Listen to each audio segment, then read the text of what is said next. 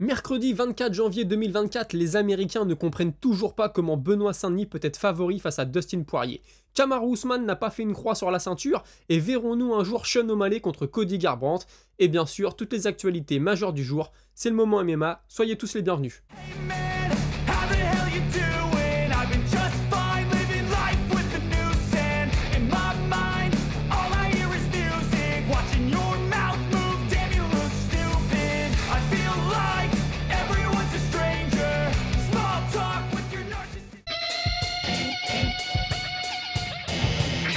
Dans leur podcast, Josh Thompson et Big John McCarthy expliquent qu'ils ne comprennent pas comment Dustin Poirier peut être underdog dans son combat face à Benoît Saint-Denis. Il a pourtant l'expérience et les résultats qui parlent pour lui, ancien champion intérim ayant affronté les meilleurs de sa génération, Khabib, Gaethje, Oliveira, etc. D'après Thompson, il a même encore 1 ou 2 title runs dans les jambes. Les deux pensent que la solution peut venir du sol, Poirier étant très bon dans le domaine et comme il le rappelle, est passé tout proche de soumettre Khabib Nurmagomedov. À cela vient s'ajouter son fight IQ et le fait que le combat soit sur 5 rounds, ce que Benoît Saint-Denis n'a jamais expérimenté, alors que pour l'américain c'est devenu une habitude. Il voit le combat se dérouler comme celui contre Dan Hooker, à savoir 2 premiers rounds difficiles, mais une montée en puissance dans les 3 derniers. Bien sûr, ils se sont aussi demandé pourquoi Poirier classé 3 se retrouve à affronter un adversaire qui est au-delà du top 10, et une des hypothèses est que Poirier aurait refusé un autre combat et l'UFC ne lui a donc pas laissé le choix. Ou tout simplement personne n'était disponible et Poirier a décidé de montrer qu'il mérite sa place dans le top de la catégorie en prenant un gars loin derrière et en prouvant à tous qu'ils n'ont rien à faire dans la même cage. D'après John Anik, la catégorie des poids moyens devrait être l'une des plus intéressantes à suivre en 2024 tant les prétendants sont nombreux. Il cite forcément Strickland et Duplessis, mais aussi Whittaker, Brendan Allen, Chimaev et même Bonical qui pourraient d'ici la fin de l'année se frayer une place jusqu'au sommet. Concernant Sean Strickland, il doit d'après lui sa notoriété grandissante au fait qu'il soit connecté avec les gens. Par exemple, lorsqu'il est en présence de fans, il n'est jamais sur son téléphone mais toujours plutôt avenant. Il le compare même à Nick Diaz qui, sans être un adepte du micro, arrivait tout de même à avoir une place dans le cœur des fans. Concernant l'UFC 300, il pense qu'il y a plusieurs options. On pourrait par exemple avoir Ankalaev contre Pereira, Strickland contre Chimaev ou encore Duplessis contre Adesanya et bien sûr Edwards contre Muhammad. Le célèbre et sulfureux agent Ali Abdelaziz confirme que Bilal Muhammad se rendra au Daghestan pour préparer son combat contre Leon Edwards dès que le combat sera signé et qu'il est prêt à combattre même pendant le Ramadan. Concernant un autre de ses poulains et pas des moindres, Islam Makhachev, il confie qu'il était question de combattre en mars à Miami, mais que l'UFC a finalement décidé de donner ce main event à Sean O'Malley. Cependant, si le combat entre Vera et O'Malley venait à être annulé, Islam est toujours prêt à combattre, toujours en bonne forme et avec une hygiène de vie irréprochable. Sinon, il ferait son retour après le Ramadan, fin mai ou début juin donc. Selon lui toujours, c'est Justin Gaethje qui mérite le plus sa chance au titre chez les légers, même si on sait aujourd'hui qu'il va remettre la BMF en jeu face à Holloway. Et pour cause, Justin a pris le risque d'affronter Fiziev, puis a battu Poirier pour la BMF justement, n'ayant refusé aucun combat, il ne voit pas comment l'UFC pourrait lui refuser sa chance au titre. Il confirme qu'il est très difficile de trouver un adversaire à Umar Nurmagomedov entre les blessures et les combattants qui refusent tout simplement. Figueiredo par exemple a indiqué être blessé lorsqu'on lui a proposé le combat pour finalement accepter d'affronter Cody Garbrandt. Umar se dit maintenant prêt à affronter n'importe qui même si c'est un nouveau venu à l'UFC. Très proche de l'ancien champion des poids welter Kamaru Usman, il nous explique qu'il ne faut pas l'enterrer trop vite et rappelle qu'il perd son titre sur un high kick à quelques secondes de la fin d'un combat qu'il avait dominé jusque-là, pour ensuite perdre une décision serrée et dernièrement s'incliner dans un combat face à Chimaev en 10 jours de short notice en poids moyen, combat qui s'il avait été en 5 rounds aurait sûrement connu une fin différente. Pour Usman, l'objectif reste le même, récupérer sa ceinture et il est prêt pourtant à combattre en poids moyen, voire même en poids lourd léger. Enfin, quand on demande à Ali Abdelaziz ses objectifs pour la nouvelle année, c'est plutôt ambitieux, il a déjà fait 17 millionnaires et veut au moins 10 de plus cette année. Il rêve aussi d'organiser un combat entre Sean O'Malley et Cody Garbrandt. Il y a quelques semaines, Thomas Spinell a donné une interview à un site anglais, interview qui n'a pas vraiment fait parler, mais depuis hier, il y a des citations qui fuitent sur les réseaux sociaux, donc forcément je vais vous en parler. Il critiquait notamment, alors critiquer c'est un bien grand mot, il parlait de John Jones qui évitait le combat avec lui et il le disait, hein, je dis pas qu'il a peur, je dis juste qu'il veut pas m'affronter. Moi j'ai une tonne de respect pour John Jones, mais il fait tout le temps des réponses de politiciens. Quand on lui demande pourquoi il veut pas m'affronter, il parle de palmarès, mais moi je sais que mon palmarès n'est pas aussi grand que le sien. Tout ce que je veux c'est montrer que je suis le meilleur et je veux affronter John Jones, mais j'ai l'impression que ça l'intéresse pas. Et ils disent ce qui me touche un peu, c'est qu'il y a beaucoup de gens qui disent ouais mais bon, en acceptant le combat contre Pavlovich, tu savais très bien ce qui allait arriver, tu savais très bien que tu allais te retrouver dans une situation compliquée. Et il dit mais moi c'est faux. Moi je pensais que quand j'allais être champion intérim, on allait me donner ma chance pour le combat, pour la ceinture incontesté forcément. Il dit non, finalement c'est pas la direction que ça prend.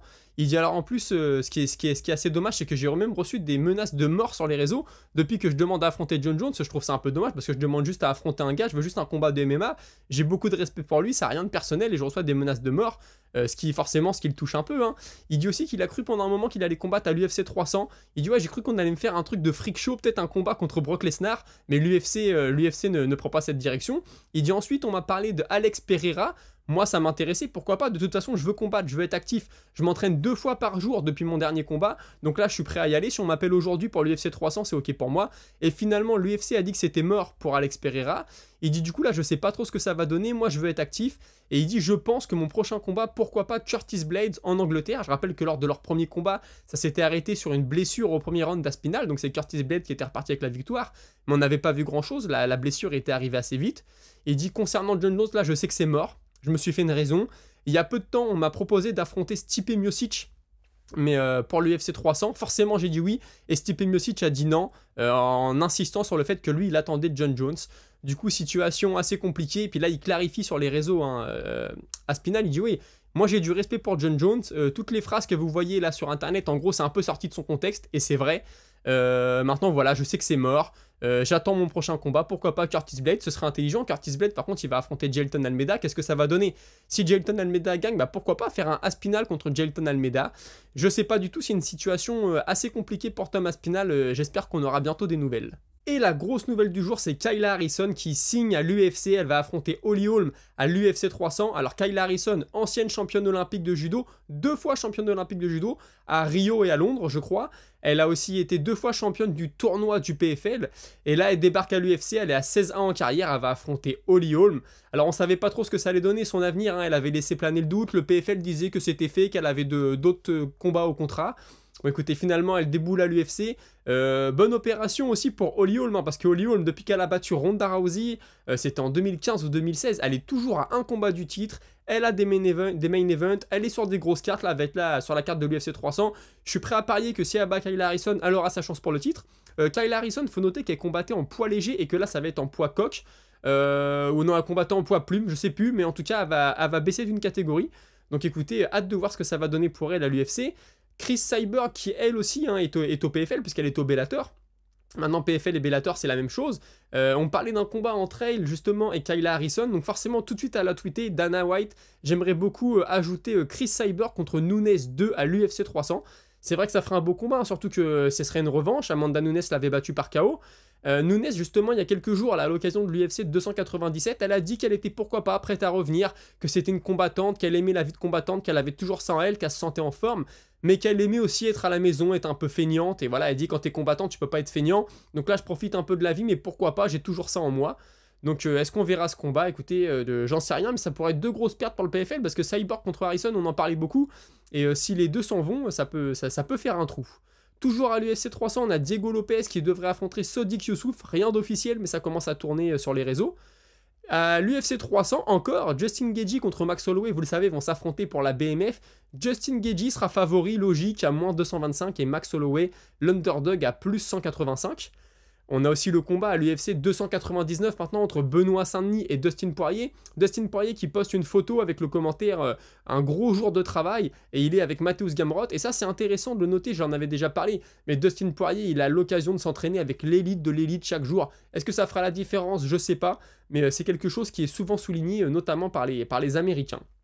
Ali Abdelaziz, on en parlait tout à l'heure, le fameux agent autant aimé que détesté de combattants. Alors il a tweeté comme quoi Umar Nurmagomedov était le combattant le plus évité de l'UFC, tweet qu'il a ensuite effacé. Par contre il y en a un autre qui est resté, c'est qu'il a demandé qui voulez-vous voir Umar Nurmagomedov affronter, et Nurmagomedov qui fait une blague qui lui met Francis Ngannou. Bon, j'ai trouvé que c'était assez drôle, mais on en parlait tout à l'heure, il a du mal à lui trouver des adversaires, et ça continue, je sais vraiment pas ce que ça va donner pour Umar.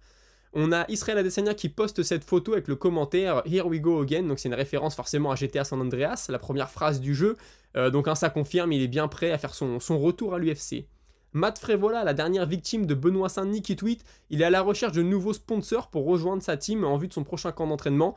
Donc encore une fois, un combattant à l'UFC, combattant du top 15, il était dans le top 15 en tout cas, il a toujours besoin d'argent, voilà, il faut croire qu'il vit pas assez bien de l'UFC malheureusement, et il recherche des entreprises pour le financer.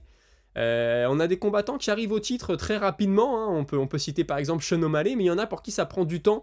Charles Oliveira, il lui a fallu 28 combats avant de s'emparer de la ceinture, Michael Bisping 26, donc comme on dit, hein, la route jusqu'au sommet à l'UFC peut parfois être assez longue. Neil Magny, le week-end dernier, il a pesé pour la 32e fois en poids welter. Faut savoir qu'en 32 fois, il n'a jamais loupé le poids. C'est quand même à souligner. On a Sean Strickland qui nous apprend sur les réseaux sociaux qu'une fois qu'il aura terminé sa carrière, il aura beaucoup d'argent et il va essayer de rentrer dans un poste, alors je pense en politique, il dit en fonction publique, mais bon, je pense comprendre que c'est plutôt faire de la politique. Et il dit ouais, je vais jamais gagner, mais je préfère faire quelque chose comme ça qui m'intéresse plutôt que d'ouvrir une marque de CBD. C'est du Sean Strickland dans le texte, c'est plutôt drôle. On a Jan Blachowicz, hein, vous le savez, qui est blessé à l'épaule, qui a dû annuler son combat contre Rakic.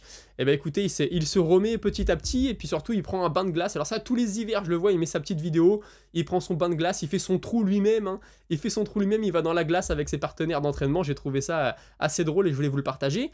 Un peu moins drôle maintenant, Amir Albassi qui devait affronter Brandon Moreno, vous le savez, il est blessé, il s'est fait opérer.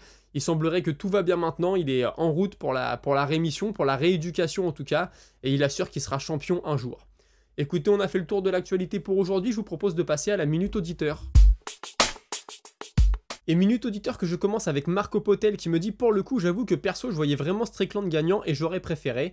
Dommage, peut-être un rematch serait cool. » Bah écoute, vous êtes très très nombreux à me dire que pour vous, vous voyez Strickland. Moi, sur le coup, franchement, j'étais très partagé, mais je trouvais que Duplessis en avait fait un peu plus. C'est lui qui avait fait le combat, c'est lui qui avait avancé, c'est lui qui avait tenté.